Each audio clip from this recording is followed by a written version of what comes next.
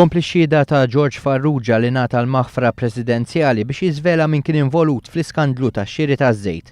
Fl-aħħar laqgħa Farrugia qal kif kellu relazzjoni mill-qrib mal-eks Ministru Ostingat, tant li kien ta' 2000 euro f'donazzjoni biex jintużaw għall-kampanji elettorali ta' Ostingat fl-elezzjoni tal-2008. Dwar dan il-kap tal-Oppożizzjoni Simon Busuttil f'dak iż-żmien li faqqa l-iskandlu kien il-viċi kap tal-partit, stqar li mhux se jikkummenta dwar il-każ għax id-donazzjonijiet kienu nnataw lil Ostingat u mhux lilu. Meta kkuntattjat minn One News, Ostingat irrifjuta kemm il-darba jwieġeb għal mistoqsijiet bis-sempliċi tweġiba tkun li hu ċittadin privat u m'għadux figura politika.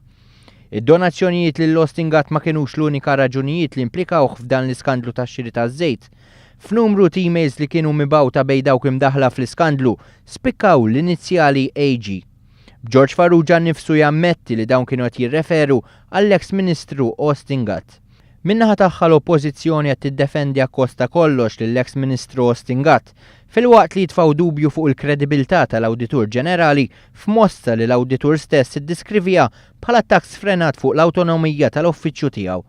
Min-naħa tiegħu il-Viċi Kap Nazzjonalista Beppe Fenekadami li huwa qrib ħafna ta' Ostingat kemm il-darba der viżibilment skomdu waqt il-laqgħat tal-Kumitat tal-Kontijiet Pubbliċi kull meta s-Segretarju Parlamentari Owen Bonici staqsa mistoqsijiet li xhieda preżenti dwar l-involviment ta' Gatt mal-iskandlu.